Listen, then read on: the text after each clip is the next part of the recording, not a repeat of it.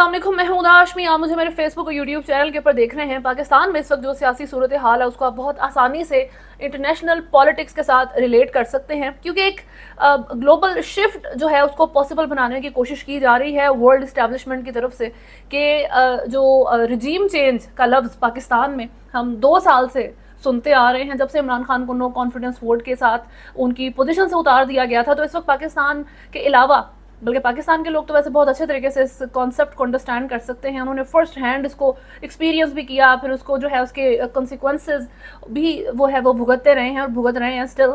तो बहरहाल जी पूरी दुनिया में इस वक्त ये चीज़ देखने में आ रही है। आप डिफरेंट एग्जांपल्स जो हैं इसकी नोटिस कर सकते हैं। पाकिस्तान में जिस तरीके से पाकिस्तान तहरीक इंसाफ के ऊपर एक पॉपुलर जमात है आपकी, जब इसके ऊपर बात कोई करता है तो ये एक न्यूट्रल ग्राउंड से हट जाती है चीज़ कि शायद आप साइड ले रहे हैं किसी की, लेकिन न्यूट्रल ग्राउंड के ऊपर बैठ के आपको सुननी पड़ेगी। आप न्यूट्रल जो है वो अपना पर्सपेक्टिव मेंटेन रखें तो आप अंडरस्टैंड करेंगे इन चीज़ों को कि जब भी कोई अटैक पीटीआई के ऊपर आता है तो उसको पोर्ट्रे किया जाता है कि ये खुद पाकिस्तान तहरीक इंसाफ अपने आप को एक विक्टिम के तौर पर पोर्ट्रे करने की कोशिश कर रही है। जब जो ये ट्रांसजेंडर्स की तरफ से पुलिस के ऊपर अटैक किया गया था, पुलिस वालों को मारा पीटा गया था, तब ये कहा गया था कि पाकिस्तान तहरीक इंसाफ जो है इस वक्त पंजाब पुलिस के इमेज को फर्दर जो है वो मलाइन करने के लिए इस तरह के जो है वो एजेंडाज जो है उनका इस्तेमाल करना उन्होंने शुरू कर दिया। ये उनकी बनाई हुई सारी साजिशें हैं। हालांकि आपने उनको जितना कॉर्नर वैसे करना था वो आपने किया है। क्वेश्चन इस वक्त जो है हु इज़ रिस्पॉन्सिबल से जो है वो बहुत आगे निकल गए। पाकिस्तान में बहुत वक्त से बहुत तरह के मसाइल जो हैं आप फेस कर रहे हैं, बहुत तरह की अपडेट और न्यूज़ जो है हर वक्त आपको सुनने को मिलती हैं। और ये क्वेश्चन था जी ये किसकी तरफ से हुई है चीज़, बहुत अच्छे तरीके से वैसे तो समझ आ जाती है कि हु इज़ बिहाइंड कौन सी भी जो मसला आता है, लेकिन ये अब चीज़ हु इज़ डूइंग व्हाट तक जो है वो नहीं रुकी है। क्वेश्चन ये है कि एंड रिजल्ट क्या चाहते हैं। और सिर्फ पाकिस्तान नहीं, पाकिस्तान से बाहर की भी जो फोर्सेस हैं, पाकिस्तान के अलावा भी जो ममालिक हैं, उधर क्या एंड रिजल्ट ये प्रोड्यूस करना चाह रहे हैं, जिसकी वजह से इस वक्त एक केओस बन गया है पूरी दुनिया में। रऊफ हसन के ऊपर जिस तरीके से अटैक किया जाता है, कातिलाना हमला इसको आप कहेंगे बेहतर लफ्ज़ है। जिस तरीके से एक उनके फेस के ऊपर कट लगा है, एक बिल्कुल जो है वो थोड़ा सा डिस्टेंस होता तो it could have been his neck और ही कुड हैव डाइड उसकी वजह से। और 14-15 उनको स्टिचेस आए हैं। ट्रांसजेंडर्स ने उनके ऊपर अटैक किया कि तुमने गाली दी है, ये कह के। हालांकि उनका कल भी उनका इनकाउंटर हुआ था और जो है परसों इनकाउंटर हुआ था, और उसके बाद जो है वो चीज़ मसला बढ़ता है। डिफरेंट एंगल से ये वीडियो मौजूद है और जो बंदा उन अटैकर्स में से एक है वो भी वीडियो बना रहा था।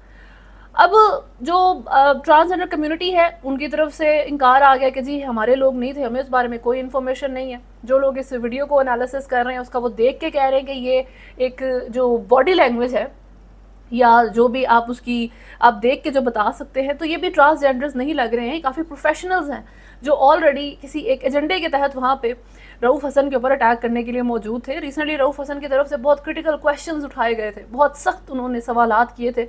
मैंने उस वक्त ही पॉइंट कर दिया था कि पाकिस्तान की तारीख में आज तक इस तरीके से सवाल नहीं किए गए हैं। सवाल क्या, इन बातों को एड्रेस ही नहीं किया जाता पाकिस्तान के अंदर।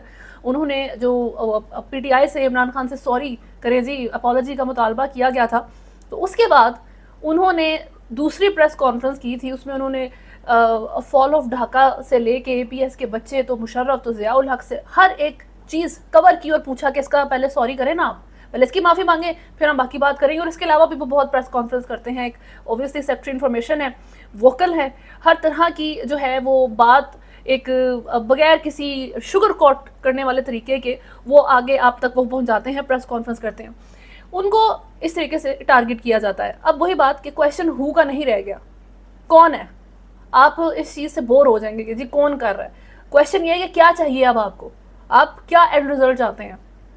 उसके साथ इमरान खान के ऊपर जो है जिस तरीके से टेरियन वाइट उनकी जो एलिजिडली बेटी हैं उनका केस डाला गया था कि जी नायली का केस है। उन्होंने अपने जो है वो कागजात नामजदगी के अंदर जो है मेंशन नहीं किया नाम। तो पहले भी 1 साल पहले 2 जजेस की तरफ से इस केस को नाकाबिले समात करार दे दिया गया था, और आज भी फिर से एक जो है इस केस को जो है खारिज कर दिया कि ये नाकाबिले समात है। जिस बंदे का इशू है जो उनकी बेटी है टेरियन वाइट, वो नहीं आ रही हैं बात करने के लिए, वो नहीं कह रही हैं कि जी मुझे आप एक्सेप्ट करें या उनको कोई मसला नहीं है, तो इस सारे केस की जो फाउंडेशन है वो बहुत वीक बन जाती है जिस बंदे को आप टारगेट कर रहे हैं। तो इन बेसिस के ऊपर इस केस को बेसिकली खारिज कर दिया गया।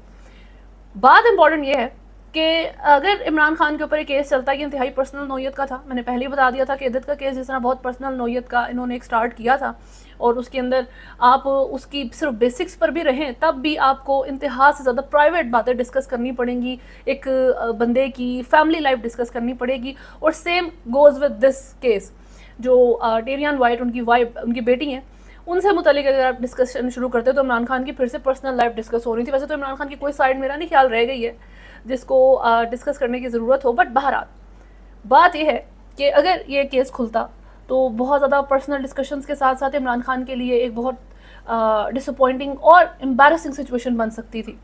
ये मैंने जो है कहीं पे ये नैरेटिव जो है वो सुना है किसी एंकर पर्सन को इसके ऊपर बात करते हुए कि बहुत एम्बैरसिंग हो सकता था जी इमरान खान के लिए अगर ये केस चल पड़ता। तो बेहतर है खारिज हो गया, इट्स अ गुड थिंग, अच्छी बात है।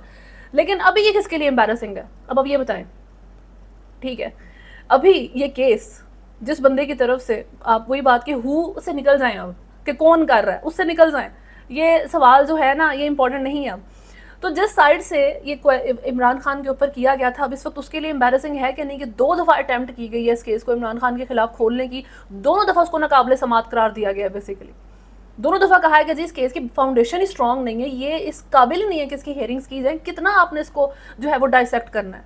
तो इसकी एक समात नहीं आप हैंडल हो सकी, इसकी एक समात जो है वो उसकी समात जो है वो मुश्किल से होती है, क्योंकि डाटा उसके अंदर जो आपको डिटेल्स चाहिए होती है वो है ही नहीं, वो स्ट्रॉन्ग इनफ ही नहीं है। तो ये आपके लिए क्या एम्बैरसिंग नहीं है जिसकी तरफ से ये केस बनाया गया इमरान खान के खिलाफ, जिन्होंने भी इतने सारे केसेस बनाए हैं इमरान खान के खिलाफ, क्या उनके लिए ये एम्बैरसिंग नहीं है? जिनकी तरफ से इद्दत का केस इमरान खान के खिलाफ बनाया गया उन्हीं की तरफ से ये केस भी बनाया गया था। ठीक है, तो वो एक चीज़ इंपॉर्टेंट है और इमरान खान के लिए जो है इस लिहाज से ये चीज़ एक विन की शक्ल में आप इसको एक्सेप्ट करें कि इमरान खान की एक ये विन है। अगर वो एम्बैरस नहीं होता, एम्बैरस का ऑपोजिट होता है कि वो प्राउड हो कि कितना जो है वो पर्सनल नौयत का फिर से केस खोलने की कोशिश की गई, क्योंकि पिछले जो केसेस रह गए हैं वो वीक होने शुरू हो गए हैं, तो नए नए केसेस बना रहे हैं ना। नैब ने भी नया केस बना लिया कि 7 घड़ियाँ थी, तो ये था, तोहफे थे, ज्वेलरी थी, तो इन्होंने बेची है और उन्होंने गलत तरीके से जो है ना उसकी डॉक्यूमेंटेशन करवाई है। अब वो नया केस, उसके बाद ये वाला नया केस खोलने की कोशिश की गई। किसी की वो फाउंडेशन मेंटेन नहीं रख पा रहे हैं। फाउंडेशन तब मेंटेन नहीं रखी जाती जब आपने उसको झूठ के ऊपर बेस किया होता है, जब आपने उसको किसी एक एजेंडे के ऊपर बेस किया होता है, जब वो सच के ऊपर बेस्ड नहीं होता। वैसे तो पाकिस्तान में मैटर नहीं करती चीज़, सच हो भी तो बड़ी आसानी से आप उसको दूसरे के ऊपर से उन केसेस को हटवा सकते हैं। पाकिस्तान के सियासतदान जो है इस चीज़ की बहुत चलती फिरती मिसाल है। उनके ऊपर केस लगता है, वो भाग जाते हैं मुल्क से। वही एक सर्कल ऑफ लाइफ है पाकिस्तान का, वो मुल्क से भाग जाते हैं, उसके बाद टेन्योर एक पूरा होता है, फिर वापस आते हैं, वो केस क्लियर होते हैं, वो फिर पोजीशन पे आ जाते हैं, फिर वो प्राइम मिनिस्टर, प्रेसिडेंट और जो है मिनिस्टर वगैरह MNA MPA बन जाते हैं, फिर केस डलता है अगले टेन्योर में, फिर भाग जाते हैं मुल्क से। बहरहाल अब जो रिजीम चेंज का मैंने जिक्र किया था आपके साथ, एक बहुत क्विक ओवरव्यू। तो पाकिस्तान की अवाम ने तो रजीम चेंज को बहुत पर्सनली जो है वो एक्सपीरियंस किया है कि इमरान खान की जिस तरीके से सियासत को गिराया गया, और उसके अंदर मल्टीपल फैक्टर्स का जिक्र किया जाता है कि नो कॉन्फिडेंस वोट था, इमरान खान रशिया चले गए थे यूक्रेन वॉर के दौरान, और पूरा दुनिया जो उस वक्त थी वो रशिया के अगेंस्ट थी। तो इस चीज़ों की वजह से, एक इंटरनेशनल इंटरेस्ट की वजह से बेसिकली इमरान खान को उनकी पोजीशन से हटा दिया गया। इमरान खान साइफर है, अमरीकी साजिश है, इस तरीके के पॉइंट उठाते रहे उस सारी चीज़ से रिलेटेड। लेकिन इस वक्त रिजीम चेंज एक पूरी दुनिया में आपको देखने में नज़र आ रहा है कि उसकी कोशिश की जा रही है एक कॉमन इंटरेस्ट डेवलप करने के लिए, ताकि ये जो एक पूरी दुनिया में एक पोलराइजेशन क्रिएट हो गई है हद से ज़्यादा, उसको ख़त्म किया जा सके और सिमिलर इंटरेस्ट की जो गवर्नमेंट्स हैं उनको लाया जाए। और ये पहली दफ़ा नहीं है कि ये पहली दफ़ा जी आपने दुनिया में ऐसी कोई एग्जांपल देखी है। तारीख ऐसी मिसालों से भरी हुई है जब जो सुपर पावर्स होती हैं दुनिया की, वर्ल्ड इस्टेब्लिशमेंट होती है, कोई चीज़ उनके फ़ायदे में नहीं जाती, कोई गवर्नमेंट, कोई स्टेट उनके इंटरेस्ट के मुतरादिफ जाके कोई मामलात करने की कोशिश करती है एक बड़े स्केल के ऊपर जाके, तो ऐसी गवर्नमेंट्स को, ऐसे लोगों को जो है वो चेंज कर दिया जाता है, उनकी पोजीशन से हटा दिया जाता है या एलिमिनेट कर दिया जाता है। ये फर्स्ट टाइम नहीं है, लेकिन जिस स्केल पे ये मामलात इस दफ़ा हो रहे हैं वो पहली दफ़ा है। इस तरह की, इस लेवल की जो एक ये कोल्ड वॉर इस वक्त दुनिया में चल रही है, दूसरी तरह की वॉर भी चल रही है। मिडिल ईस्ट क्राइसिस को अगर आप देखें तो हाँ जी, कॉन्फ्लिक्ट मौजूद है, वेपन्स का इस्तेमाल है, सब कुछ है, यूक्रेन में भी सब कुछ चल रहा है, लेकिन एक कोल्ड वॉर है जो पूरी दुनिया में इस वक्त मौजूद है, और उसमें आपको इसी चीज़ की मिसालें मिल रही हैं। सऊदीया में मोहम्मद बिन सलमान के ऊपर जो है, ये पिछले आप 3 हफ्ते कर लें, सॉरी 3 महीने तो बहुत लंबा टाइम पीरियड है, पिछले 3 हफ्ते मैक्सिमम जो है ना, अगर आप हिसाब लगाएं तो मोहम्मद बिन सलमान के ऊपर जो है वो अटैक, असैसिनेशन अटैम्प्ट की जो है रिपोर्ट्स आई, जिसको सऊदी मीडिया की तरफ से डिनाई कर दिया जाता है। सऊदी किंग फैसल 4 हफ्ते में 2 दफ़ा हॉस्पिटलाइज होते हैं। अब ये चीज़ आपने याद रखनी है कि जब जो हेड ऑफ़ द स्टेट होता है, जो ये इंपॉर्टेंट पर्सनल्स होते हैं किसी भी मुल्क के, उनके जब हेल्थ इश्यूज़ आते हैं या इस तरह की कुछ इंपॉर्टेंट सिवियरिटीज़ आती हैं, तो उनको मीडिया के सामने डिस्क्लोज़ नहीं किया जाता कभी भी। तो रिपोर्ट्स में तो यही है कि उनको नमूनिया हो गया है जी, किंग फैसल को, उनकी तबीयत ख़राब है, जिसकी वजह से एक फ़ीवर की वजह से उनको हॉस्पिटल में एडमिट किया जाता है, उनका मेडिकल टेस्ट है, रीज़न और कुछ ख़ास नहीं है, लेकिन टाइमिंग इंपॉर्टेंट होती है। एक तरफ ये चीज़ हो जाती है, दूसरी तरफ जो है आप स्लोवेकिया के जो प्राइम मिनिस्टर रॉबर्ट फिको, उनके ऊपर असैसिनेशन अटैम्प्ट, 5 गोलियां चलती हैं, एक उनके जो है वो पेट पे लगती है, वो क्रिटिकल हालत में हॉस्पिटल पहुंचते हैं, नहीं पता बचेंगे नहीं बचेंगे, but he survived, he is okay now. Serbia में ये मामला हुए हैं। कॉन्गो की आप मिसाल लें, जहाँ पे प्रेसिडेंशियल पैलेस के ऊपर अटैक किया जाता है, एक coup अटैम्प्ट की जाती है, जिसमें 6 लोग जो है वो मारे गए हैं, उनमें से एक अपोजिशन लीडर भी था, और जो गिरफ्तार हुए हैं, डजन्स वर अरेस्टेड। उन गिरफ्तार होने वालों में से 3 अमेरिकन भी शामिल हैं अलेजिडली, ये रिपोर्ट्स आ रही हैं। तो ये बहुत इंपॉर्टेंट टाइमिंग है। ईरान की मिसाल वो आपका बिल्कुल अभी बहुत टॉपिक है कि जिस तरीके से हेलीकॉप्टर क्रैश हुआ है, 4 इंपॉर्टेंट फिगर्स, 4 इंपॉर्टेंट ऑफिशियल्स एक मुल्क के एक ही हेलीकॉप्टर के अंदर मौजूद हैं, और वो क्रैश कर जाता है। कोई रिपोर्ट्स अभी कंफर्म नहीं है कि इसके अंदर कोई आउटसाइड या इनसाइड जॉब थी, क्या मसला था, किस तरीके से ये हालात हुए। वही बात है कि जी टाइमिंग चेक करें, पिछले 2 हफ्ते के अंदर इतना कुछ हो जाता है, सारे के सारे ये मामला जो हैं हेड ऑफ़ द स्टेट्स के साथ हो रहे हैं। पाकिस्तान में ये चीज़ जो है 2 साल पहले शुरू हो गई थी, पाकिस्तान में ये चीज़ इमरान खान से शुरू हो गई थी। अब इसके मल्टीपल फैक्टर्स मौजूद हैं। पोलराइजेशन का जो इशू है वो सिर्फ पाकिस्तान के अंदर एग्जिस्ट नहीं करता है, ये पूरी दुनिया का मसला है। डिवाइडेड ओपिनियन के साथ लोग अब इतना जो है वो फाइट्स पे उतर आए हैं, जिस तरह पाकिस्तान में PMLN और PTI के आप एक ज़माने में मामला देखा करते थे, बल्कि स्टिल ये चीज़ें चलती हैं, तो ये पूरी दुनिया में एग्जिस्ट करती हैं।